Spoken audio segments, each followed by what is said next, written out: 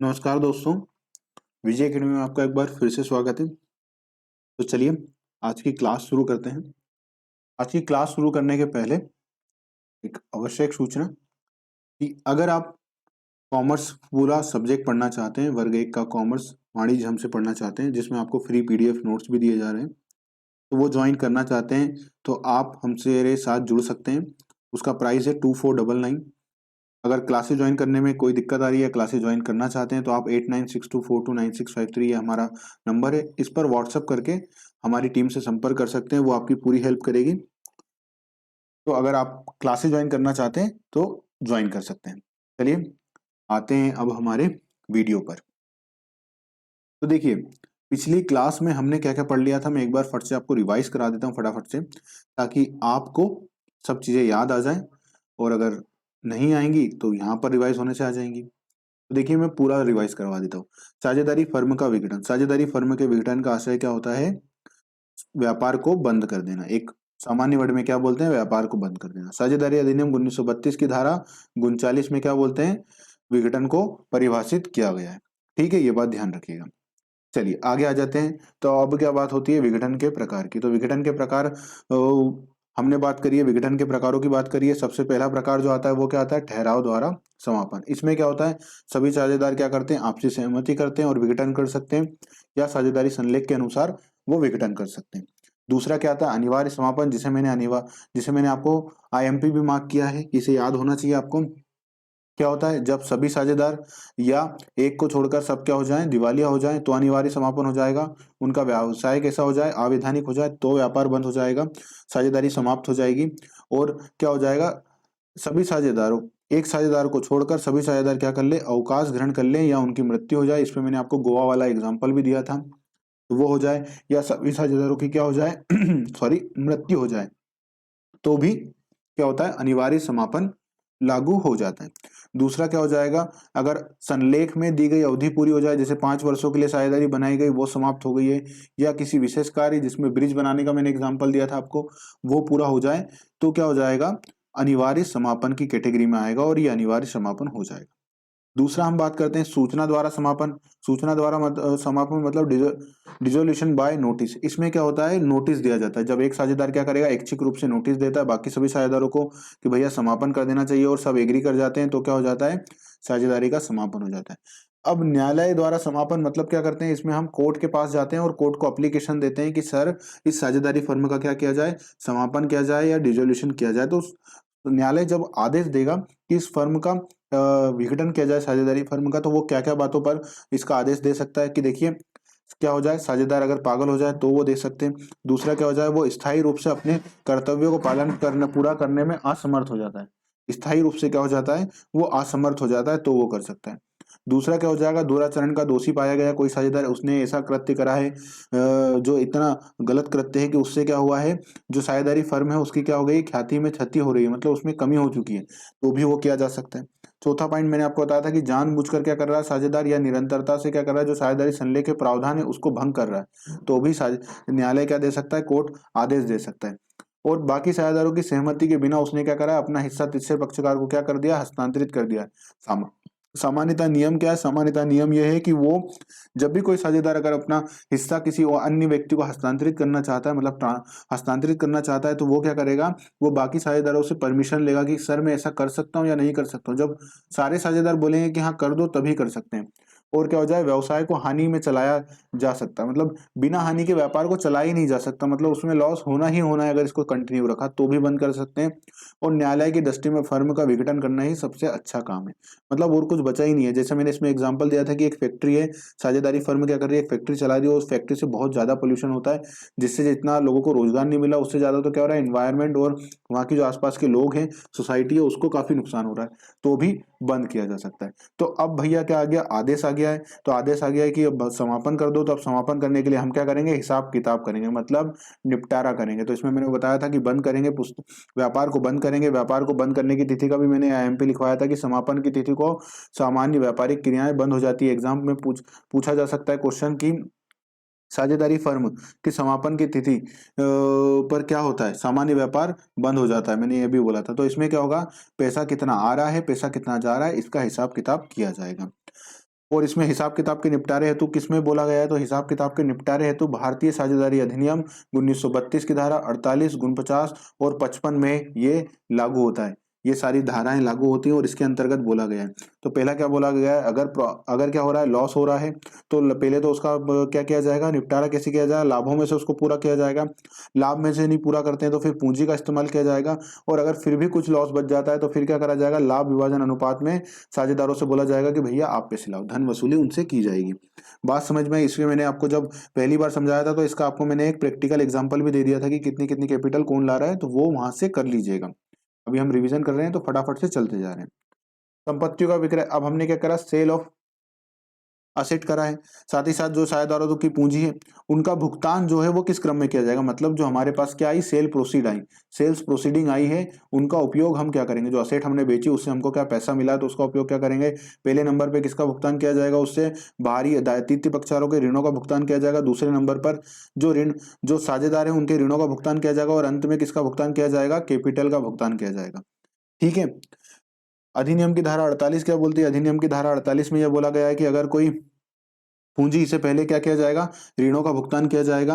और इसमें मैंने आपको बताया भी था कि क्रेडिट सेस और डेबिट सेस है, अगर उसका क्या हो रहा है कि डेबिट कुछ निकल रहा है, उससे लेना निकल रहा है और उसको देना निकल रहा है, इस पूरी बात में यहाँ पर जो एक क्रक्स था वो मैं अभी इसको डिटेल में यहाँ पर नहीं पढ़ रहा हूँ, वो मैं बताना चाहता हूँ क्रक्स में कि देखिए अगर क्या हो रहा है, उससे कुछ डेबिट सेस है और कुछ क्रेडिट सेस है, मतलब क्या हो रहा है, कैपिटल से कुछ हमको लेना निकल रहा है, मतलब डेबिट सेस है कैपिटल अकाउंट का, 30,000 रुपये हम उससे मांगते हैं और 1,000 रुपये का 1,00,000 रुपये का लोन उससे लिया हुआ है, तो उसको लोन का पेमेंट अब कितने का किया जाएगा, 70,000 का ही पेमेंट किया जाएगा, इस बात में वो बोली गई है।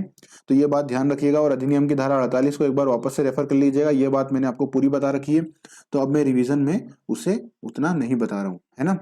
अब इसके बाद क्या करते हैं, फर्म के विघटन की प्रक्रिया, फर्म के विघटन की प्रक्रिया पर बात करते हैं कि procedure of dissolution of firm, अगर फर्म के विघटन की प्रक्रिया में क्या करेंगे, अब मतलब कैसे स्टेप फॉलो करेंगे, प्रोसीजर फॉलो करेंगे, तो देखिए क्या करेंगे, संपत्तियों को बेच देंगे, जो नगद में परिवर्तित कर लेंगे, उसके बाद क्या करेंगे, जो पैसा आया उससे हम भुगतान करेंगे, किस क्रम में करेंगे, बाहरी पक्षकारों को पहले पेमेंट करेंगे, फिर साझेदारों को जो ऋण दिया उसमें, और फिर पूंजी को पूंजी अनुपात के हिसाब से उनको कैपिटल वापस करेंगे, और अंत में जो है लाभ विभाजन अनुपात में जो पैसे और बच जाएंगे तो उसको लाभ विभाजन अनुपात में सब में बांट दिया जाएगा।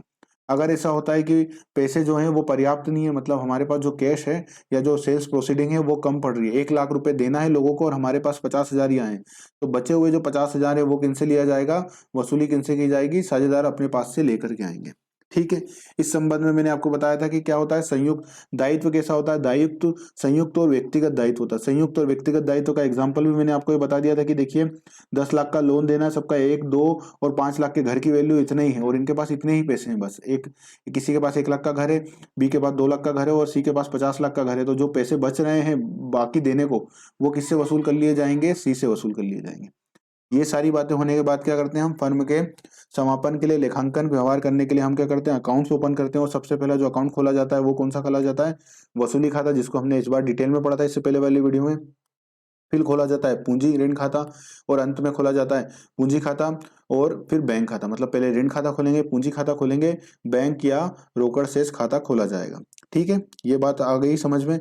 वसूली खाते का मतलब क्या होता है, वसूली खाता वो नाम से ही पता लग रहा है, वसूली रियलाइजेशन, मतलब वसूल किया जा रहा है, किस किस से कितना पैसा मिलेगा और कहाँ कितना पैसा जाएगा। इसका एग्जाम्पल भी दिया था कि हम मान लीजिए हमने असेट बेची और उससे 1,00,000 रुपए हमको मिले और 80,000 रुपए की हमारी लाइबिलिटी देनी थी, तो हम वो पे कर देंगे और नेट में हमारा जो ये क्या हो जाएगा, 20,000 का प्रॉफिट। इसके विपरीत भी हो सकता है कि लोगों को देना कितना है, 1,00,000 रुपए देना है और 80,000 रुपए ही हमें सेल प्रोसीडिंग से आया, तो फिर 20,000 का क्या हो जाएगा, लॉस, और जो कमी पड़ रही है वो कौन लेकर के आएंगे, साझेदार। प्रॉफिट है तो साझेदार का, लॉस है तो साझेदार का, ये बात मैंने आपसे बोल रखी है। समझ में ये बात। वसूली खाता कैसा कब खोला जाता है, तो एक समापन के समय एक विशेष खाता खोला जाता है जिसका नाम वसूली खाता होता है, और वो कैसा खाता होता है, नाम मात्र का खाता। ये बात आपको हमेशा याद होनी चाहिए। और इसमें क्या होता है, संपत्ति और दायित्वों का भुगतान के क्या करने के लिए बनाया जाता है, लाभ हानि बनाया जाता है, लाभ हानि ज्ञात करने के लिए जो है इसे बनाया जाता है। जब इसमें संपत्तियों का हस्तांतरण किया जाता है तो उसे किस मूल्य पर किया जाता है? बुक वैल्यू पर या पुस्तकीय मूल्य पर किया जाता है। ये मैंने आपको बात बता दी है। जनरल एंट्री बता दी थी कि देखिए हमसे क्या हो रहा है कि असेट हम ट्रांसफर कर रहे हैं, उसके अकाउंट क्लोज कर रहे हैं, तो असेट का खाता डेबिट होता है तो उसको क्या किया जाएगा? क्लोज करने के लिए क्रेडिट किया जाएगा, और रियलाइजेशन अकाउंट इसलिए डेबिट करके उसको ट्रांसफर किया जाएगा। इसी प्रकार से बाह्य दायित्व मतलब एक्सटर्नल जो लाइबिलिटी होती है उसमें कौन कौन से आते हैं? लेनदार, भविष्य निधि फंड, देय बिल्स और अदत्य व्यय, जो मैंने आपको समझा दिए थे। साझेदारी की पत्नी और पति द्वारा ऋण, तो मैंने बता दिया था कि देखिए एबीसी 3 साझेदार हैं और फर्म के साझेदार हैं, परंतु सी माँ, जो माँ है वो किसकी पत्नी है?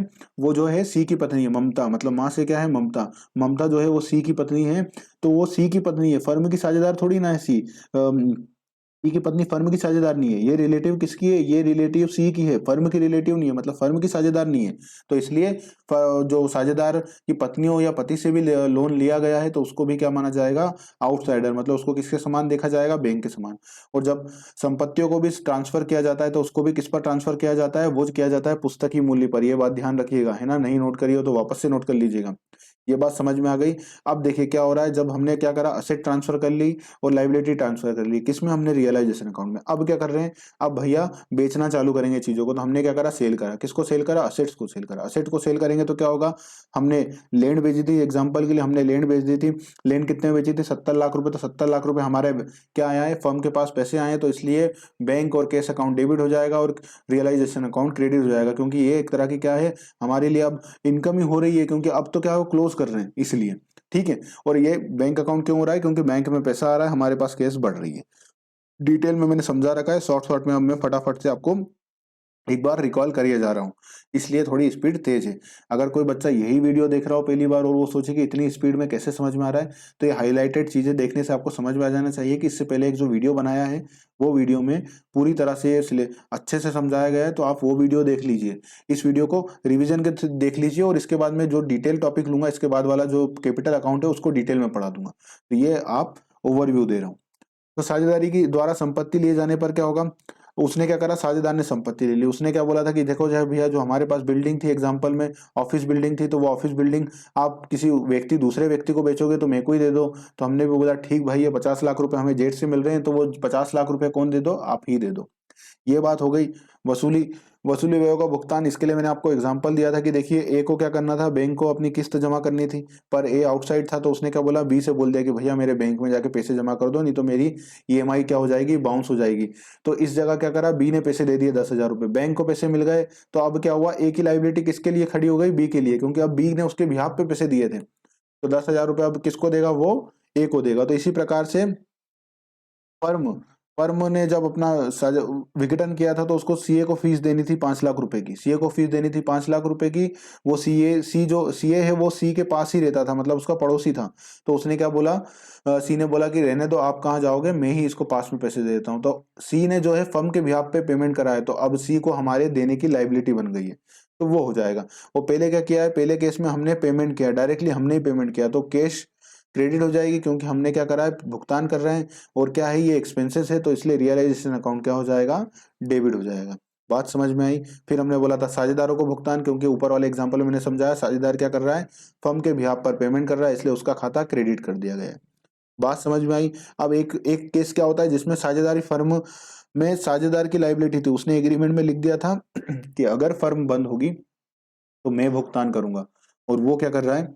और फर्म ने उसकी जगह भुगतान कर दिया, तो अब फर्म पैसे मांगेगी कि बी भाई साहब, आपको पेमेंट करना था 5 लाख का सीए को, और हमने आपके बिहाफ पे करा है, तो ये लाओ पैसे, वापस लाओ, पैसे दो आप।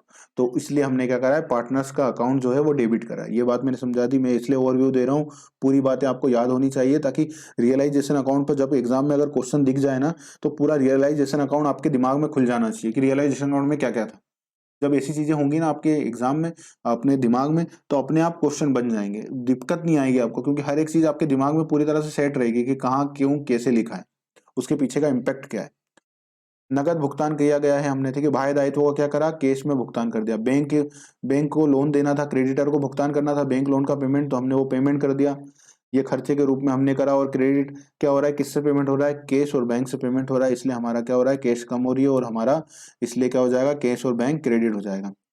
साझेदार ने बोला कि भैया मैं ले लेता हूँ कोई लाइबिलिटी, तो अब हम साझेदार को पैसे दे देंगे। जैसे क्या हुआ था? एम जो था, ममता जो थी वो सी की पत्नी थी और ममता ने क्या करा था, 5 लाख रुपए का लोन किसको दिया हुआ था, साझेदारी फर्म को दिया हुआ था। ऐसा क्यों किया जाता है ये भी मैंने आपको एग्जांपल से समझा दिया था, उसको भी बोलते हैं, तो मैं रिवाइज करवा देता हूँ कि देखिए क्या होता है कि जब कोई भी साझेदार को कोई भुगतान किया जाता है तो उसकी ऑर्डर बनता है। तो हमने देखा है कि ऑर्डर क्या बनता है कि सबसे पहले आउटसाइडर को लोन भुगताया जाएगा और उसके बाद किसको दिया जाता है, पार्टनर्स के लोन को, और थर्ड नंबर पे आता है उनकी कैपिटल।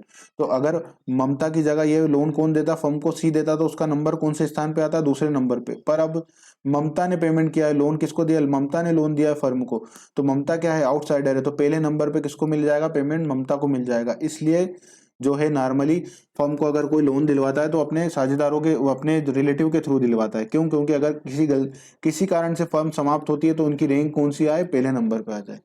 डिटेल में मैंने ये भी बात समझाई थी आपको, तो वो आपके दिमाग में क्लिक हो गई होगी। फिर भी मैं बोल रहा हूँ कि जो नया बच्चा देख रहा है, आप डरे ना, आगे जो पॉइंट पढ़ाऊंगा वो डिटेल में पढ़ाऊंगा और इसका रिवीजन हो रहा है, तो आप पिछले वाले वीडियो से इसको देख लीजिएगा। अब क्या कर रहे हैं, हम वसूली खाता बंद कर रहे हैं। पेमेंट आ गया, पेमेंट चला गया, असेट खरे, असेट बेच दी, लाइबिलिटी का भुगतान कर दिया, सब चीजें खत्म हो गई। अब क्या हो रहा है, अब टोटल हो रहा है। अब टोटल क्या हो रहा है कि भैया कितने पैसे आए और कितने गए। हमने क्या बोला, 10 लाख रुपए हमको लोगों को देना थे और 5 लाख रुपए ही हमारे पास आए, तो 5 लाख का लॉस हो गया है। या क्या होगा, 10 लाख रुपए हमको मिलने हैं और 5 लाख रुपए हमको लोगों को देने हैं, तो 5 लाख का क्या होगा, प्रॉफिट होगा। या तो प्रॉफिट होगा या लॉस होगा। तो अगर प्रॉफिट होगा तो किसका, साझेदारों का। लॉस होगा तो किसका, साझेदारों का। तो बस रियलाइजेशन अकाउंट से प्रॉफिट एंड लॉस किस में बांट दिया जाएगा, साझेदारों में बांट दिया जाएगा। ठीक है। अगर प्रॉफिट हो रहा है तो प्रॉफिट होने से किसकी किसका फायदा होगा, प्रॉफिट होने से फायदा किसका होगा, साझेदारों का। तो इसलिए उनकी कैपिटल क्या हो जाएगी, बढ़ जाएगी। तो इसलिए क्या किया गया, उनको क्रेडिट किया गया। ऐसे भी आप ध्यान रखिए। ठीक है। दूसरा, हानि होने की दशा में। अब हानि होने की दशा में किससे पैसा मांगा जाएगा, लॉस होने की दशा में साझेदारों से। तो उनकी कैपिटल क्या हो जाएगी, इससे कम हो जाएगी। तो उनका कैपिटल कम होने का मतलब क्या होगा, उनका अकाउंट कैसा हो जाएगा, डेबिट हो जाएगा। ऐसे भी समझ सकते हैं। और रियलाइजेशन अकाउंट क्या हो जाएगा, क्रेडिट हो जाएगा। लॉस को हमने क्या करा, लॉस को हमने क्या कर रहे हैं, यहाँ पर ट्रांसफर कर रहे हैं। प्रॉफिट को यहाँ पर हम क्या कर रहे हैं, ट्रांसफर कर रहे हैं। किसमें ट्रांसफर कर रहे हैं, साझेदारों के खातों में। समझ में आई बात यहाँ तक। और ये सारे पॉइंट मैंने कवर कर दिए थे। अब बात करते हैं हम अपने मेन मुद्दे पे। तो 10 मिनट, 10-12 मिनट लगे, 10-12 के आसपास आपको, 10-12-15 मिनट हो गए होंगे या ज्यादा हो गए होंगे। पर इस 15 मिनट में आपको वापस से रियलाइजेशन अकाउंट जो है वो याद हो गया। ओके, चलिए। तो अब शुरू करते हैं हमारा आज का वीडियो। साझेदारों के पूंजी खाते, पार्टनर्स कैपिटल अकाउंट। ठीक है, ये पढ़ते हैं अब हम। देखिए, पूंजी खाते मतलब जो साझेदार क्या है, साझेदार मतलब ए, बी और सी। ए बी सी तीनों ने क्या करा, जब फर्म बनाई तो इन्होंने एक व्यापार चालू करा फर्म में। तो फर्म बनाई है, कोई व्यापार चालू करा है, तो कोई व्यापार ऐसे ही तो चालू नहीं होगा ना, उसके लिए पैसे लगता है। जैसे आप एग्जाम्पल के लिए समझे कि क्या करा, इन्होंने एक शॉप बनाई। यहाँ हम नया पेज ले लेते हैं, जो अपने पास पेज है उसमें। एक मिनट। ये ए, बी और सी है। तो अब इनका कैपिटल अकाउंट क्यों, कैपिटल क्यों जरूरत है, देखिए फर्म है। अब फर्म ने क्या सोचा, फर्म ने सोचा कि हम एक फैक्ट्री बनाएंगे। फैक्ट्री किसकी बनाएंगे, फर्म में फैक्ट्री बनाएंगे हम, कार बनाने की। ठीक है, कार बनाने की। किन लोगों ने सोचा, इन 3 लोगों ने सोचा। तो क्या ये कार बनाने की जो फैक्ट्री है या मैन्युफैक्चरिंग यूनिट है वो ऐसे ही बन जाएगी। कार क्या छोटी सी बात है, नहीं। कार के लिए करीबन 100 करोड़, 200 करोड़ या 10,000 करोड़ तक का आपको क्या चाहिए, इन्वेस्टमेंट रिक्वायर्ड है। तब जाके आप कार बनाने की जो है फैक्ट्री या प्रीमाइसेस खड़ा कर सकते हैं। ठीक है। तो अब ये 100 करोड़, 200 करोड़ कौन लाएगा, ये फर्म लाएगी क्या, नहीं। ये फर्म का अस्तित्व क्या है, ये फर्म के बेस में कौन है, ये फर्म के बेस में है ये 3 लोग, जो इसने जिनने मिल करके क्या करा है, ये फर्म का निर्माण करा है। तो ये लोग क्या करेंगे, अब पैसे लेकर के आएंगे। ये लोग ही ये 200 करोड़ के लिए क्या लेकर के आएंगे, पैसे लेकर के आएंगे। समझ में आई बात।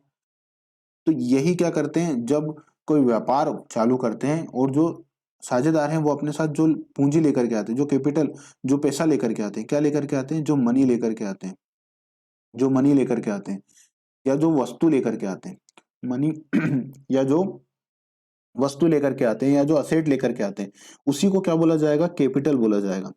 अब कैपिटल कई तरह की हो सकती है, जैसे समझिए ए ने बोला मेरी लैंड है, क्या है, मेरी लैंड है, मेरी लैंड है, यहाँ पर जहाँ फैक्ट्री जो बाकी लोगों की लगी है, यहाँ पर एक बहुत बड़ा प्लॉट मेरा खाली पड़ा है, वो खाली पड़ा है और वहाँ पे आसपास बहुत फैक्ट्रियां, हम कार की फैक्ट्रियां यहाँ लगा सकते हैं। तो बी सी ने बोला ठीक है। तो ये जो ए है वो कैपिटल के रूप में क्या दे रहा है, अपने हिस्से की लैंड दे रहा है कि भैया मैं अपनी कैपिटल के रूप में क्या दे दूंगा, लैंड दे दूंगा। बी जो था वो व्यापार में बहुत अच्छा था और बी के पास क्या था, बी के पास इसकी एक और फैक्ट्री थी जिसमें क्या बनाई जाती है, मशीनें बनाई जाती है। कैसी मशीनें बनाई जाती है, जिससे कार बनती है। तो बी ने क्या बोला मैं वो मशीन दे दूंगा, मैं वो मशीन दे दूंगा जिससे ये कार बनाई जाएगी, ठीक है। तो ये वो मशीन मैं दे दूंगा। तो अब बी ने भी क्या दिया, बी ने भी असेट दी, ए ने भी क्या दी, असेट दी। सी बोलता भैया मेरे पास बहुत पैसा है, मैं पैसा दे देता हूँ। तो सी ने क्या दिया, मनी दी। ये तीनों ही चीजें, लैंड, ये मशीन और ये पैसा, ये तीनों चीजें ही क्या कही जाएंगी, कैपिटल। ये तीनों ही चीजें क्या कही जाएंगी, कैपिटल, जो इस फर्म में लगाई गई हैं। किसके द्वारा लगाई गई हैं, एबीसी दी, एबीसी के द्वारा। समझ में आई बात सॉरी। तो ये बात समझ में आई, कैपिटल कैसे लाई जाती है, कैपिटल किस किस प्रकार की लाई जा सकती है। तो ये कैपिटल लाई गई। अब क्या हो रहा है, अब भैया फर्म हो रही है बंद। तो अब ये लोगों ने जब फर्म चालू की थी, इसने अपनी कैपिटल के रूप में लैंड लगाई थी, इन्होंने अपनी मनी लगाई थी और इन्होंने क्या करा था, वो मशीनें दी थी करोड़ों रुपए की। तो आज जब व्यापार बंद हो रहा है तो ये लोग चाहेंगे ना कि कुछ तो पैसा हमें वापस मिले। हमने सोचा तो ये था कि प्रॉफिट, हम प्रॉफिट में व्यापार चलाते रहेंगे या किसी भी कारण से व्यापार चलाते रहेंगे, पर आज ऐसी नौबत आ गई कि हमें ये फर्म क्या करनी पड़ रही है, बंद करनी पड़ रही है। तो आज बंद करनी किया जा रहा है। तो हम ये तो देखें कि हमने जो पैसा लगाया था, ये लैंड लगाई थी, ये मनी लगाई थी और ये मशीन लगाई थी, इसके बदले में आज हमको मिल क्या रहा है, मतलब हमको रिटर्न में क्या मिल रहा है, जो मनी मिल रही है क्या मिल रहा है हमको, रिटर्न में क्या मिल रहा है। ये रिटर्न देखने के लिए, कितना पैसा हमें मिलेगा, ये सब बातों के लिए क्या की जाती है, फर्म जब बंद होती है तो कैपिटल अकाउंट बनाया जाता है। समझ में आई ये बात। तो अब हम फटाफट से कंसेप्ट समझ लिया कैपिटल क्या है, कैपिटल अकाउंट अब क्यों बनाना जरूरी है। कि उस समय व्यक्ति ने पैसा लगाया था, आज जब व्यापार बंद हो रहा है तो उसको ये तो पता लग जाए कि मेरे पास कुछ पैसा आएगा कि नहीं आएगा। ऐसा तो नहीं है कि उस दिन तो ये देखिए, उस दिन तो इतना खर्चा करा था, उस दिन तो इतना खर्चा करा था, आज और पैसे देने पड़ेंगे, आज और पैसे देने पड़ेंगे, और आज और पैसे देने भी पड़ेंगे तो कितने देने पड़ेंगे ये तो पता लगे। तो ये सारी बातें जानने के लिए क्या किया जाता है, कैपिटल अकाउंट बना लिया जाता है। बात समझ में आ गई कि सब खाता आज क्लोज किया जा रहा है। तो फटाफट से अब हम इसे पढ़ लेते हैं। ओवरव्यू मैंने आपको दे दिया कि क्यों कैपिटल होती है, कैपिटल किस प्रकार की लाई जाती है, कितने प्रकार की कैपिटल लाई जा सकती है सारी बातें मैंने आपको समझा दी। साझेदारों के पूंजी खाते में अविभाजित लाभ वसूली खाते का लाभ हानि मतलब क्या कर रहे हैं, जो पूंजी है वो, जो उनने कैपिटल लगाई थी वो, अविभाजित लाभ मतलब अनडिवाइडेड प्रॉफिट अगर कोई है वो, वसूली खाता जो अभी हम रियलाइजेशन अकाउंट ऊपर बना के आए हैं उसका क्या करेंगे, लाभ या हानि। देखो या तो वहां से लाभ होके आएगा या हानि होके आएगी, तो वो भी कहाँ ट्रांसफर कर देंगे, साझेदारों के पूंजी खाते में। और चालू खाते का शेष मतलब करंट अकाउंट अगर है चालू खाता और उसका अगर कोई शेष है, करंट अकाउंट का कोई शेष है, तो उसको भी क्या करेंगे, ट्रांसफर कर दिया जाएगा। शेष यदि क्या है, यदि कोई साझेदार क्या लेता है, संपत्ति। जैसे हमारे एग्जांपल में संपत्ति क्या ली थी एक साझेदार ने सॉरी सॉरी एक साझेदार ने क्या ले ली थी, एक साझेदार ने संपत्ति के रूप में ले लिया था वो बिल्डिंग, फैक्ट्री बिल्डिंग 50 लाख की। और एक दायित्व के रूप में एक साझेदार ने क्या लिया था, अपनी पत्नी का लोन। सी ने सी ने अपनी पत्नी जो है ममता, उसका लोन ले लिया था। एक मिनट आप रुकिएगा, मेरा गला बैठ चुका है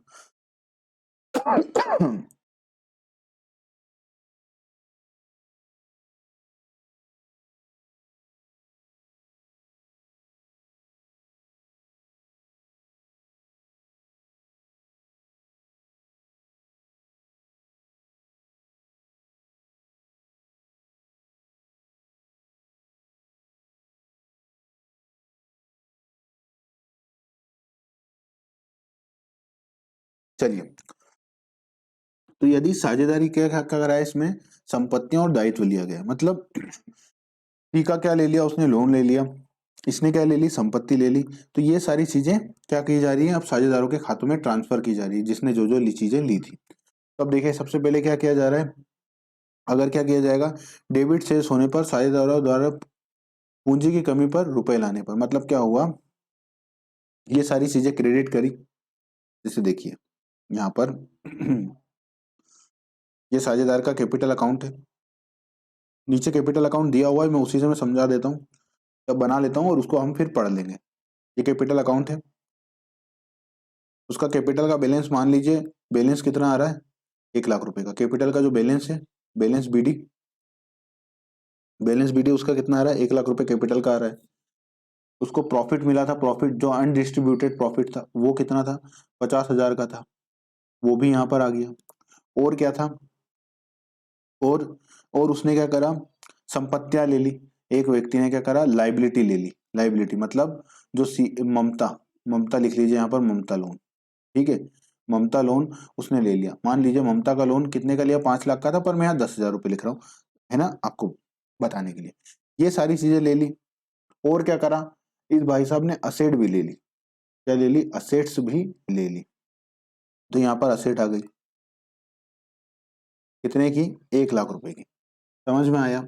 और क्या हो रहा है, अब लॉस हो गया। क्या हो गया, लॉस हो गया।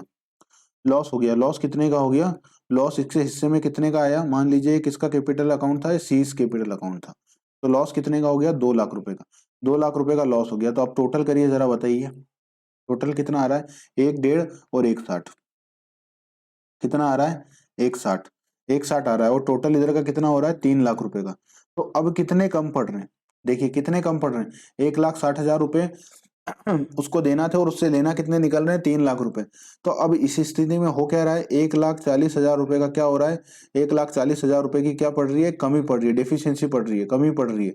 तो ये 1,40,000 रुपए अब क्या किए जाएंगे, सी से बोला जाएगा भैया सी ये पैसे आप क्या करो लेके आओ। मतलब अब सी क्या करेगा, बैंक के थ्रू या केस के थ्रू फर्म को क्या करेगा, पे करेगा।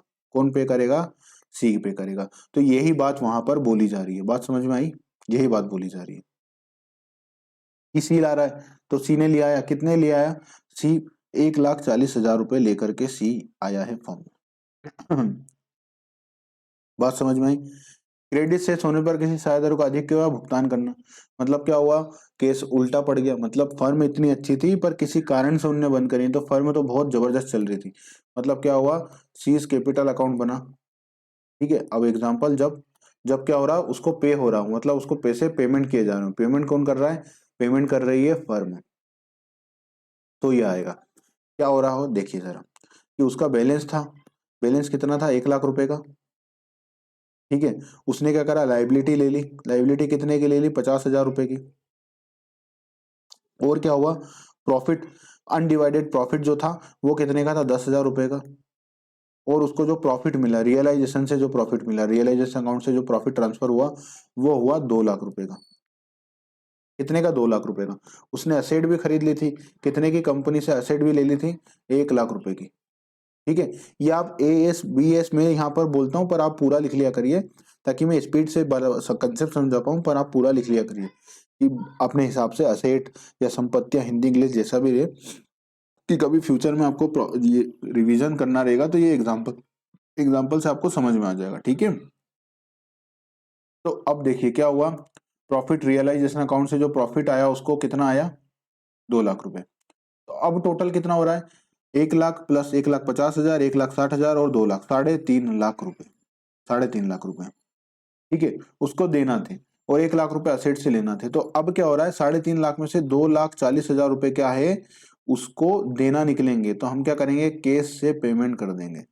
तो अब क्या हो रहा है, अब इस केस में क्या हो रहा है, देखिए इस केस में क्या हो रहा है, उसको पैसा देना निकल रहा है। तो यही वाली बात बोली जा रही है। तो अब क्या होगा, केस से पेमेंट किया जाएगा, तो केस क्या हो जाएगी, क्रेडिट, केस क्रेडिट हो जाएगी। और डेबिट क्या हो जाएगा, कैपिटल अकाउंट, कितने से, 2,40,000 रुपए से। 2,40,000 से कैपिटल अकाउंट डेबिट हो जाएगा, और क्रेडिट क्या हो जाएगी, केस हो जाएगी। हमारी जनरल एंट्री बन गई और हमारे ये 2,40,000 रुपए केस अकाउंट से यहाँ ट्रांसफर होंगे। खाता क्या हो जाएगा, बराबर। और इसका मतलब क्या हो गया, खाता हो जाएगा सी का क्लोज। बात समझ में आई, ये दोनों जनरल एंट्री की, ये जनरल एंट्री की बात समझ में आई, क्या बोलना चाह रही है ये। चलिए ये काट दीजिए, वही ऊपर वाली चीजें यहाँ नीचे रह गई हैं एडिट होने से, और मैंने अभी देखा, नहीं तो मैं आपको ये अपडेट कर देता, अभी मेरी नजरों में पड़ा ये। समझ में आई बात पूरी? ये वाली भी मैंने आपको एंट्री समझा दी। चलिए, तो ये बात है, नोट पढ़ लीजिएगा, काम एक बार समझने में और अच्छा हो जाएगा कि उपरोक्त प्रविष्टि मतलब एंट्री, उपरोक्त प्रविष्टि के पश्चात प्रत्येक साझेदारों को पूंजी खाते, कैपिटल अकाउंट और रोकड़ खाता मतलब कैश अकाउंट क्या हो जाएंगे, बंद हो जाएंगे, मतलब क्लोज हो जाएंगे। क्लोज क्यों हो जाएंगे? क्योंकि देखिए बराबर हो गया हिसाब, 3,60,000 3,60,000 दोनों तरफ हो गया, वो बराबर हो गया, और पेमेंट किससे कर दिया, कैश से। और कैश का मतलब क्या हुआ, कैश इतना बचा होगा जब तो पेमेंट गया उनको, तो कैश भी बराबर हो जाएगा, मतलब रोकड़ भी बराबर हो गया, कैश भी बराबर हो गया, तो ये क्या हो जाएंगे, अकाउंट क्लोज हो जाएंगे। अतः कोई खाता शेष प्रदर्शन नहीं करेगा, बिल्कुल शेष प्रदर्शन नहीं करेगा। हमारे अकाउंट में देखा ही हमने, कोई बैलेंस आ रहा है क्या, नहीं, कैश पूरा कैपिटल अकाउंट क्या हो गया, जीरो हो गया। तो वही वो बोल रहे हैं कि कोई खाता कैश प्रदर्शन जो है शेष प्रदर्शन नहीं करेगा, यही बात ये बोल रहे हैं। समझ में आई बात? साझेदारों के ऋण खाते पूंजी खाते से पहले बनाना अनिवार्य है।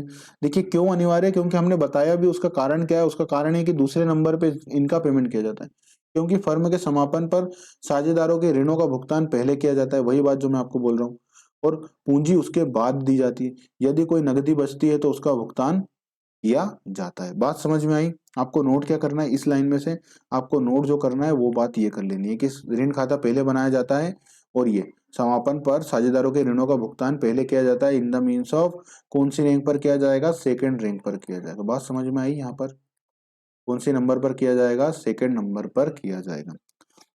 आई बात समझ में? अब आ जाइए रोकड़ खाता, जो है हमारा सबसे लास्ट वाला खाता। ठीक है, रोकड़ खाता, कैश अकाउंट, या क्या बनेगा, बैंक अकाउंट। तो कैश और बैंक में कोई फर्क नहीं है, या तो पैसा कैश में आ जाएगा या फिर पैसा काय में आ जाएगा, बैंक में आ जाएगा, बात एक ही है। दोनों ही खाते, मतलब अल्टीमेटली तो क्या होगा, पैसा आना चाहिए। दो खाते क्यों है, क्योंकि एक बैंक में है और एक कैश रोकड़ कोई लेकर आ गया, तो हमने कैश अकाउंट भी बना रखा ताकि दोनों मैनेज हो जाए। तो वही बात हो रही है। इस खाते के डेबिट पक्ष में रोकड़ और बैंक शेष, प्रारंभ शेष लिखकर संपत्तियों की बिक्री से प्राप्त राशियां, मतलब हम क्या करेंगे, जो सेल करा है, डेबिट शेष लिख देंगे पहले तो हम, बिल्कुल ओपनिंग बैलेंस ले लेंगे कैश का या बैंक का, और फिर क्या करेंगे, जो पैसे मिल रहे हैं शेष लिखकर संपत्तियों के विक्रय से प्राप्त राशि लिख लेंगे। संपत्ति के विक्रय से प्राप्त राशि मतलब सेल्स प्रोसीड। सेल्स प्रोसीड क्या आएगा, सेल्स प्रोसीड आएगा। सेल प्रोसीड आ गई हमारे पास। सेल प्रोसीड कैसे आई, जैसे हमने एग्जांपल में समझा था कि लैंड बेच दी हमने, जो हमारी लैंड थी हमने वो क्या करा, लैंड को बेचा। लैंड को जब मार्केट में बेचा तो हमको वहां से क्या मिला, 70 लाख रुपए लैंड के हमको मिल गए। तो हमारे पास क्या आ गए, केस में आएंगे या बैंक में आएंगे, तो हमारा बैंक या केस का बैलेंस क्या हो जाएगा, बढ़ जाएगा। यही बात वो बोल रहे हैं, तो हम क्या करेंगे, उसको भी क्रेडिट कर देंगे। तथा साझेदारों द्वारा लाई गई राशि लिखी जाती है। साझेदारों द्वारा लाई गई राशि क्यों लिखी जाएगी, अगर कम पड़ गई राशि तो लेकर के आएंगे, जैसे ये हमारे एग्जाम्पल में हुआ था कि ऊपर वाले एग्जाम्पल में देखिए क्या हो रहा था, ऊपर वाले एग्जाम्पल में हो रहा था कि लॉस ज्यादा हो गया था, तो फिर क्या मांगा था हमने, सी से बोला था कि भैया आप 1,40,000 रुपए लेकर के आओ, तो ये पैसे लेकर के आ रहे हैं, तो वही बात बोल रहे हैं कि साझेदारों द्वारा लाई गई पूंजी को लिखा जाएगा। तो ये 1,40,000 रुपए, मतलब यहाँ पर अगर आपको कभी कंफ्यूजन आए तो आप यहाँ पे लिख लिया करिए, क्या लिखेंगे, 1,40,000 रुपए। ठीक है, और जो ये आपने लिखा उस पर एग्जाम्पल नंबर डाल दीजिए, कोई सा भी जो आपको उचित लगे आपकी कॉपी के हिसाब से, और यहाँ पे लिख भी दिया कि एग्जाम्पल नंबर 2, एग्जाम्पल नंबर 1, और और कोशिश करिए कि जो जो जगह खाली है, ये जो जगह खाली मैंने दे रखी है दोनों तरफ, जैसे देखेंगे आपने मार्जिन मैंने प्रॉपर छोड़ी हुई है, 1 इंच की मार्जिन इधर है, 1 इंच की मार्जिन इधर है, बीच में भी गैप सफिशियंट है, वो इसलिए दी गई है कि जो एग्जाम्पल आपको लगे वो यहीं लिख लिया करिए। ठीक है, तथा क्रेडिट पक्ष में विभिन्न दायित्वों और व्ययों के भुगतान को लिखा जाएगा। किस किस को लिखा जाएगा, विभिन्न दायित्व मतलब हमने क्रेडिटर्स का पेमेंट कर दिया है, विभिन्न व्यय मतलब वही सीए का पेमेंट, यहाँ पर लिख सकते सीए, सीए फीस, यहाँ पर आप लिख सकते हैं सीए की फीस। ठीक है, सीए की फीस। अन्य, अंत में साझेदारों को भुगतान की गई राशि लिखी जाती है, अगर कोई पैसा है तो वो कर देंगे पेमेंट, सबसे अंत में बनना चाहिए। यह क्या था, कब बनना चाहिए, सबसे एंड में, सारे खाते क्लोज होंगे, बाद में कैसे पेमेंट करके सब सेटल किया जाएगा। इस खाते के दोनों पक्षों का जोड़ हमेशा कैसा होगा, समान होता है, बिल्कुल। ठीक है, ये बात समझ में आ गई। इस पक्षों का, दोनों पक्षों का जो जोड़ होता है वो कैसा होता है, समान होता है। ये बात समझ में आ गई, और इससे क्या पता लग जाता है, गणितीय शुद्धता की जांच, मतलब गणितीय शुद्धता का मतलब क्या होता है, गणितीय शुद्धता का मतलब होता है कि जितना डेबिट है उतना ही क्रेडिट है। जैसे 100 डेबिट है तो 100 ही क्रेडिट है। इसको बोला जाता है गणितीय अशुद्धि। हम जब अशुद्धि संशोधन पढ़ेंगे तो मैं आपको डिटेल में समझा दूंगा। तो गणितीय अशुद्धि क्या कहा जाता है? गणितीय अशुद्धि ये कहा जाता है कि 100 डेबिट में है और 100 ही क्रेडिट में है। तो ये क्या हो गया कि इससे पता लग गया कि भैया कोई गणित की अशुद्धि नहीं करी गई। मतलब 100 रुपए देना थे, वहां 100 ही गए हैं, और 100 रुपए क्रेडिट में आने थे, वहां 100 ही लिखे, 1000 नहीं लिखे। क्योंकि अगर ऐसा होता तो हमारा बैलेंस नहीं मिलता। तो उसको कहा जाता है गणितीय अशुद्धि। ठीक है, तो ये पता लगा लेगा, गणितीय अशुद्धि की जांच हो जाती है। इस स्थिति में रोकड़ और बैंक दोनों खाते दिए हुए हैं, तो इस दशा में इनमें से एक खाता तैयार करना होता है। यदि रोकड़ बनाना हो तो बैंक के रुपए निकालने की प्रविष्टि की जाएगी। मतलब हम ये क्या बोल रहे हैं, ये काम की जो लाइन है वो उतनी नहीं है। इस पे कोई एग्जाम में क्वेश्चन आपसे नहीं पूछा जाएगा। ठीक है, कि क्या होगा कि अगर हम केस अकाउंट बना रहे हैं तो हम क्या बोल रहे हैं कि बैंक से हम पैसे निकाल के क्या कर लेंगे, बैंक से हम पैसे निकाल लेंगे, बैंक से हम पैसे निकाल लेंगे, या फिर हम क्या करेंगे, बैंक में पैसे जमा कर देंगे, दोनों में से एक काम करेंगे। ठीक है, तो ये बैंक से रुपए जमा करने पर, बैंक में रुपए जमा करने पर, अब हम क्या कर रहे हैं, बैंक में रुपए जमा कर रहे हैं। तो देखिए बैंक में रुपए जमा कर रहे हैं तो बैंक का बैलेंस बढ़ जाएगा, इसलिए बैंक क्या हो जाएगा, डेबिट। केस हमारे पास से जारी है, इसलिए क्या हो जाएगा, केस क्रेडिट। बैंक से रुपए निकाल रहे हैं, हम क्या कर रहे हैं, केस विड्रॉल कर रहे हैं, तो हमारा बैंक का बैलेंस कम हो जाएगा, तो इसलिए क्या हो जाएगा, वो क्रेडिट हो जाएगा। ये टू दो बार लिख गया, इसको हटा दो जरा, एक ही टू आएगा, टू दो बार नहीं आएगा। ठीक है, बैंक से रुपए निकालने पर तो केस क्या हो जाएगी, डेबिट, क्योंकि केस का बैलेंस क्या हो जाएगा, बढ़ जाएगा, और बैंक का बैलेंस क्या हो जाएगा, कम हो जाएगा। ठीक है, ऐसे भी आप ध्यान में रख लीजिएगा। तो ये समझ में आया केस अकाउंट भी। तो इस प्रकार से हमने किन किन, ये हमने चारों अकाउंट की पूरी ईमानदारी से क्या करी है, डिटेल में समझ लिया है। अगर कोई सा अकाउंट से, बैलेंस से, खाते से यहाँ से क्वेश्चन आएगा तो मुझे उम्मीद है कि आप बिल्कुल भी गलत नहीं करेंगे। अगर अभी तक एग्जामिनर ने क्वेश्चन विघटन से पूछा या पूरी पार्टनरशिप कैपिटल से पूछा तो आप बिल्कुल नहीं घबराएंगे। और फर्म से आपसे अगर कभी क्वेश्चन आएगा तो आप बताइए कोई सा फर्म से, विघटन से अगर एग्जामिनर ने क्वेश्चन पूछा तो आप कोई सा क्वेश्चन ऐसा है जो आपसे बच जाएगा। हमने क्योंकि इतना आराम से और इतना डिटेल में इसको पढ़ा है, जनरल एंट्री से लेकर के सारी चीजों को मैंने आपसे समझाया है आराम से। ठीक है, ये दो तीन बातें और फिर फॉर्मेट, और फॉर्मेट के साथ में क्या करूंगा, अपनी जो ये वीडियो है इसको क्लोज कर लूंगा, और फिर हम क्या चालू करेंगे, साझेदारों का दिवालिया होना। जैसे ही मैं साझेदारों का दिवालिया होना चालू करूंगा तो इस वीडियो में मैं रिवाइज नहीं करवाऊंगा, क्योंकि देखिए अब बहुत बार रिवाइज हो चुका है। तो एक बार फटाफट, पर फिर भी कभी लगेगा तो मैं एक बार रिवाइज आपको करवा दूंगा। रिवीजन इसलिए कराते हैं ताकि कभी आप ना करें तो मेरे साथ ही आप कर लेंगे, सुन सुन के कर लेंगे वीडियो क्लासेस में, तो ये आपका काम हो जाएगा। ठीक है, पॉइंट नंबर 1 क्या हो रहा है, फर्म के समापन खाते बनाने के पूर्व समापन की तिथि तथा स्थिति विवरण उचित रूप होना चाहिए। मतलब स्थिति विवरण का मतलब क्या हो जाएगा, स्थिति विवरण यहाँ पर ये देखना है कि जिस दिन समापन हो रहा है उस दिन करे ना, स्थिति पता लगनी चाहिए। मतलब यहाँ पे क्या होनी चाहिए, स्थिति विवरण मतलब बैलेंस शीट होनी चाहिए। क्यों? क्योंकि हमको पता तो लगे कि क्या बैलेंस किसका आ रहा है, तो वो कब पता लगेगा, जब हमारे पास क्या होगी, बैलेंस शीट होगी। क्योंकि अब मान लीजिए ये स्थिति विवरण का प्रारूप क्यों होना चाहिए, बैलेंस शीट क्यों होना चाहिए, क्योंकि देखिए यहाँ की बैलेंस शीट इसलिए होना चाहिए ताकि हमको एक्चुअल स्थिति पता लगे कि उस दिन की, जिस दिन वो समाप्त हो रही है। जैसे एग्जांपल के लिए हमारा समापन कब हो रहा है, हमारा समापन हो रहा है 31 मई, 31 जुलाई, 31 जुलाई 2023 को। कब हो रहा है, 31 जुलाई 2023 को। अब खाते कब क्लोज हुए होंगे, अकाउंटिंग ईयर के हिसाब से खाते कब क्लोज हुए होंगे, खाते क्लोज हुए होंगे 31 मार्च 2023 को।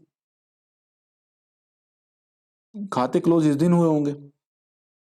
तो ये दोनों के तिथियों के बीच में गैप है ना। आज की अगर हम बैलेंस शीट देखेंगे तो इसमें कई सारी फिगर होंगे, यहाँ पर केस का बैलेंस होगा, यहाँ पर बैंक का बैलेंस होगा।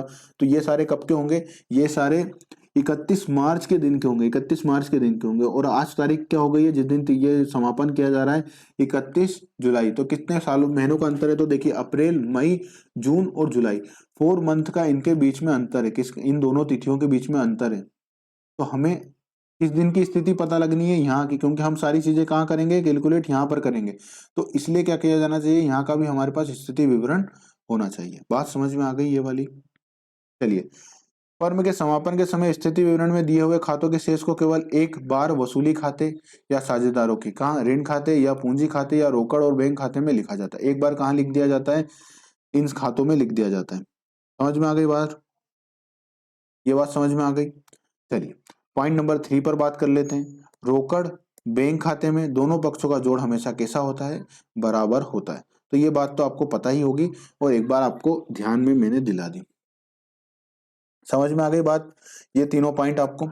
चलिए, तो ये बात अपने समझ में आ गई। अब प्रारूप एक बार फटाफट से देख लीजिए, जो हमने पूरा ईमानदारी से समझा हुआ है। तो मैंने प्रारूप भी डाल दिया कि एक बार आप सरसरी निगाहों से इसे भी देख लेंगे तो काम हो जाएगा। तो देखिए, अब क्या करा हमने, क्या करेंगे, ये सारे बैलेंसेस ले लेंगे। क्या बैलेंसेस ले लेंगे? बैलेंस शीट से क्या ले लिया हमने? लैंड और बिल्डिंग ले लिया, उसका बैलेंस क्या आ रहा था।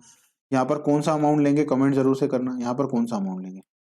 यहाँ पर ये बैंक, लैंड, बिल्डिंग, फर्नीचर किस किस वैल्यू पर आएगा और ये क्रेडिटर किस वैल्यू पर आएंगे, ये आपको कमेंट करना है। और फिर आगे जब मैं बताऊंगा तो उसके पहले आपका कमेंट जरूर नीचे होना चाहिए, ठीक है। Land and building, plant and machinery, furniture and fixture, ठीक है। इन्वेस्टमेंट, ये फर्नीचर एंड फिक्चर यहाँ पर आ जाना था, पर कोई बात नहीं, यहाँ पर लिख लीजिएगा आप ये खाली जगह में। ये इंटर मारना रह गया है, जो टाइपिस्ट है उससे, ये उसको इंटर मार करके यहाँ पर लेना था, ठीक है। तो plant and machinery, furniture and fixture, investment account, stock account, debtors account, BR, bills receivable, bills receivable भी जो थे वो भी आएंगे यहाँ पर। उसके बाद केस, केस क्या मतलब, केस का मतलब क्या होगा, ये पेमेंट ऑफ लाइबिलिटी। हम क्या कर रहे हैं, जो हमारे दायित्व थे उनका भुगतान कर रहे हैं, तो उसको कैसे कर रहे हैं, केस में भुगतान कर रहे हैं, तो वो आ गया। दूसरा होगा कैपिटल अकाउंट। अब कैपिटल अकाउंट क्यों आ रहा है? जिसने लाइबिलिटी टेकन कर ली है, liability taken by partners, partners ने जो लाइबिलिटी ले ली, तो अब उसको देना पड़ेगा ना हमको, तो इसलिए हमने उसको यहाँ पर डेबिट कर लिया है। कौन सा, यहाँ पर आप एग्जांपल लिख सकते हैं, सीज लोन, सीज वाइफ लोन। क्या लिखेंगे? सीज वाइफ लोन। सीज वाइफ लोन कौन थी? ममता, ठीक है, एम। तो सी इज वाइफ लोन जो किसने ले लिया था? जो सी ने ले लिया था, यहाँ पर आप लिख सकते हैं, ठीक है, सी ने ले लिया था। लाइबिलिटी का पेमेंट, लाइबिलिटी का पेमेंट में आप यहाँ पर एग्जांपल के लिए क्या लिख सकते हैं? बैंक लोन, ठीक है, बैंक लोन, बैंक लोन लिख सकते हैं यहाँ पर आप। समझ में आई? और केस रियलाइजेशन एक्सपेंसेस, कौन से केस रियलाइजेशन एक्सपेंसेस? कई सारे होते हैं, आप एग्जांपल के लिए लिख सकते हैं सीए की फीस। चलिए, और ये क्या बोला है? Capital account. कैपिटल अकाउंट मतलब जो साझेदारों को क्या बांटा जाएगा, साझेदारों को अगर प्रॉफिट हो गया तो वो बांटा जाएगा, तो वो प्रॉफिट को ट्रांसफर किया जा रहा है साझेदारों के खातों में। तो ये वाली बात यहाँ पर आ गई है। बात समझ में आ गई इधर। क्रेडिटर्स, क्रेडिटर्स का बैलेंस हम क्या ले रहे हैं? बैलेंस शीट से क्रेडिटर का बैलेंस ट्रांसफर किया जा रहा है। बिल्स पेबल जो बैलेंस शीट में दिए हैं वो यहाँ पर ट्रांसफर किए जा रहे हैं। बेड डेप्थ रिजर्व, कोई रिजर्व था तो उसको ट्रांसफर यहाँ पर किया जा रहा है। बैंक लोन, बैंक लोन जो था, बैंक लोन जिसको अभी हमने इधर पेमेंट करा, तो बैंक लोन तो ट्रांसफर तो पहले करेंगे ना, तो बैंक लोन ट्रांसफर कर दिया। बैंक ओवरड्राफ्ट, अगर बैंक ओवरड्राफ्ट लिए रखी थी तो उसको ट्रांसफर कर दिया। और कोई सा लोन, अब ये लोन लिखा हुआ है तो लोन कई तरह का हो सकता है। कोई पर्सनल किसी व्यक्ति से लोन ले लिया था, जैसे सीस, यहाँ पे एग्जाम्पल के लिए कौन सा लोन भी एक एग्जाम्पल इसमें आ सकता है? सीस वाइफ लोन, जो सी की वाइफ थी उसका लोन। केस में पेमेंट कर दिया, किसका पेमेंट केस में रिसीव हो गया? किस, क्या रिसीव हो गई? असेट रियलाइज, मतलब जो असेट बेच दी, जैसे हमने बिल्डिंग बेच दी, प्लांट एंड मशीनरी बेच दी, फर्नीचर बेच दी, तो उनसे पैसे मिल गए। और क्या हो जाएगा? Asset taken. अब असेट टेकन का मतलब यहाँ पर वो जेड ने जो बिल्डिंग खरीद ली थी, जेड ने जो बिल्डिंग खरीदी थी वो आ जाएगी। तो उसका हम क्या करेंगे? उत्ते से उसको लेना दिखा देंगे, तो उसका यहाँ पर क्या करेंगे? कैपिटल अकाउंट, उत्ते से उसका डेबिट कर देंगे। अब क्या हो गया? कैपिटल अकाउंट कब? लॉस की दशा में। क्या हो गया? लॉस हो गया, मतलब साझेदारों के बीच में क्या बांटा जा रहा है? लॉस। ये पूरा रियलाइजेशन अकाउंट का एक एक पॉइंट समझ में आया? मैंने सारा आपको ऊपर कवर करा दिया है। हाँ, तो ये जो बात मैंने पूछी थी आपने कमेंट जरूर करी होगी कि किस वैल्यू पर लिया जाता है। यहाँ पर असेट और लाइबिलिटी को किस वैल्यू पर लिया जाता है? तो बुक वैल्यू पर लिया जाता है। ध्यान रखिएगा, एग्जामिनर क्वेश्चन पूछ लेगा, बुक वैल्यू पर रियलाइज किया जाता है, ठीक है। पार्टनर्स कैपिटल अकाउंट बना लिया। देखिए बैलेंस आ गया पार्टनर्स का, मान लीजिए 1 लाख रुपए में 10 लाख रुपए बैलेंस आ गया। करंट अकाउंट का बैलेंस था 2 लाख रुपए का, तो ये आ गया। Profit and loss account 2 lakh रुपए, ये आ गया। रिजर्व में बैलेंस था 1 लाख का, वो आ गया। रियलाइजेशन अकाउंट, असेट टेकन कौन सी? सीज वाइफ लोन, वो 5 लाख का, वो आ गया। रियलाइजेशन अकाउंट, रियलाइजेशन अकाउंट आ गया कब? जब प्रॉफिट हो रहा है, तो रियलाइजेशन अकाउंट आ गया प्रॉफिट की दशा में। रियलाइजेशन अकाउंट हो गया 2 लाख रुपए। और क्या हो गया? केस डिफिशियंसी, वो एग्जाम्पल में 1,40,000 रुपए लाना है, तो वो केस डिफिशियंसी हो गई, तो केस लेकर के आ रहा है भाई, तो वो केस डिफिशियंसी का यहाँ पर अगर कोई अमाउंट बच रहा है तो वो आ जाएगा। इसी प्रकार से डेबिट बैलेंस से वो आ जाएगा, करंट अकाउंट का डेबिट बैलेंस से वो आ जाएगा। लॉस हुआ है, अगर जैसे प्रॉफिट बांटा गया था पुराने सालों का एक्यूमुलेटेड प्रॉफिट, ऐसे ही लॉस भी हो सकता है, तो वो लॉस भी बांटा दिया जाएगा। अब असेट जो उन्होंने लिए तो उसका पेमेंट डेबिट किया जाएगा। असेट जैसे जेड द्वारा क्या की गई थी? असेट ली गई थी, तो अब उसके खाते में डेबिट कर देंगे। रियलाइजेशन अकाउंट में क्या हो गया? लॉस हो गया, तो लॉस साझेदारों के बीच में डिस्ट्रीब्यूट किया जा रहा है। और क्या हो जाएगा? Case figure.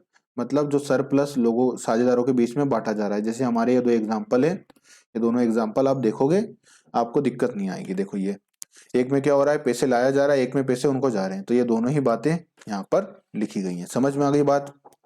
चलिए अब चलते हैं आगे, और ये आ जाता है केस अकाउंट। केस अकाउंट तो एकदम सिंपल है। केस में मतलब क्या है, वही केस मतलब यहाँ पर क्या है, कितना आया और कितना गया। केस अकाउंट में तो ये सीधा सीधा आ रहा है ना, कितना आएगा, कहाँ कहाँ से पैसा मिलेगा और किस किस को पेमेंट करना है, वही केस अकाउंट है। और अगर यही सारा काम किससे हो जाएगा, बैंक से, तो क्या हो जाएगा, ये बैंक अकाउंट। सिंपल बात सेम ही है दोनों में। ठीक है, समझ में आ गया? चलिए, रियलाइजेशन पेमेंट ऑफ लाइबिलिटी, हमने जो क्रेडिटर को भुगतान कर दिया, बैंक को भुगतान करा, वो सब यहाँ पर आ जाएगा। ठीक है, और क्या होगा, रियलाइजेशन एक्सपेंसेस, सीए को फीस दी वो। कैपिटल अकाउंट कब हो गया, सरप्लस रिफंड, कुछ पैसे बच गए थे तो वो क्या करा, जो अपने ए बी और सी थे उनको क्या कर दिया, रिफंड कर दिए, वो यहाँ पर अमाउंट आ जाएगा। बैलेंस बीडी, ओपनिंग बैलेंस हमने ले लिया यहाँ पर, जो ओपनिंग बैलेंस था। और क्या हो जाएगा, बैंक अकाउंट, अगर बैंक में कोई बैलेंस है तो उसको ले लिया, अगर हम एक साथ दोनों खाते बना रहे हैं तो वो। रियलाइजेशन अकाउंट, असेट क्या हो गई, असेट बेचने से जो पैसा मिला था, जैसे हमारे केस में हमने लैंड बेची थी कितने की, 70 लाख की, तो वो पैसे यहाँ पर आ जाएंगे। और क्या हो गया, पैसे कम पड़ गए, फिर भी हमारे पास पैसे कम पड़ गए, तो अब हम क्या करेंगे, पैसे मंगाएंगे। जैसे एक एग्जाम्पल जो मैंने इससे पहले दिया था, उसमें क्या दिया था, 1,40,000 रुपए पैसे लेकर के आएंगे, ये वाला एग्जाम्पल। ये वाले अकाउंट में देखिए मैंने आपको बताया भी था, ये वाले एग्जाम्पल में 1,40,000 रुपए केस वो लेकर के व्यक्ति क्या करेगा, फर्म में आएगा। तो केस आ रही है, केस लेकर के आएगा, कम पड़ रहा है तो केस लेकर के आएगा। तो केस अकाउंट क्या हो जाएगा, फर्म के लिए पैसा आ रहा है तो फर्म केस अकाउंट हो या बैंक अकाउंट क्या हो जाएगा, डेबिट, और साझेदार का खाता क्रेडिट हो जाएगा। तो देखिए बैंक अकाउंट यहाँ पर क्या हो रहा है, डेबिट। डिफिशियंसी में अगर वो केस लेकर के आ रहा है तो यहाँ देखिए डेबिट हो रहा है, क्या केस अकाउंट डेबिट हो रहा है। और कैपिटल अकाउंट क्या होगा, देखिए यहाँ पर केस अकाउंट क्रेडिट हो रहा है कैपिटल अकाउंट में। समझ में आ गई बात? तो ये सारा हमारा हो गया है फर्म का विघटन। उम्मीद होगी आपको फर्म के विघटन में अब कोई डाउट नहीं आना चाहिए, क्योंकि इतना आराम से मैंने इतनी बार आपको रिवाइज करा दिया है कि फर्म के विघटन आपका क्रिस्टल क्लियर हो गया। मतलब आपको टिप ऑफ द पॉइंट पे याद होगा फर्म के विघटन में एक एक बात। ठीक है, तो उम्मीद होगी आपको ये वीडियो पसंद आया होगा। वीडियो पसंद आया हो, हमारे एफर्ट्स पसंद आते हैं आपको, तो वीडियो को लाइक जरूर से करिएगा। चैनल सब्सक्राइब नहीं किया हो तो चैनल सब्सक्राइब कर लीजिएगा। और जाते जाते एक और बात, वो ये कि अगर आप हमसे क्लासेस पढ़ना चाहते हैं, क्लासेस ज्वाइन करना चाहते हैं, तो आप क्लास ज्वाइन कर सकते हैं। उसका प्राइस है 2499। इसमें पूरा वाणिज्य मैनेजमेंट का जो 120 मार्क्स का पेपर है वो पूरी तरह इसी तरह से एक्सटेंसिवली कवर किया जाएगा। हमारी तरफ से पूरे प्रयास किए जाएंगे कि आपका सिलेबस इस लेवल पर तैयार किया जाए कि आने वाली एमपीटीईटी परीक्षाओं में, वर्ग 1 में आप बहुत अच्छे से परफॉर्मेंस दें और आप इन एग्जामों को बहुत अच्छे से क्वालिफाई करें। इसी प्रयास के साथ हम इतने डिटेल में वीडियो ला रहे हैं। तो उम्मीद होगी आपको ये वीडियो पसंद आ रहे होंगे। तो लाइक, शेयर और चैनल को सब्सक्राइब करना ना भूलिएगा। तो चलिए मिलते हैं अगले वीडियो में, तब तक के लिए नमस्कार और अपना ध्यान रखिएगा।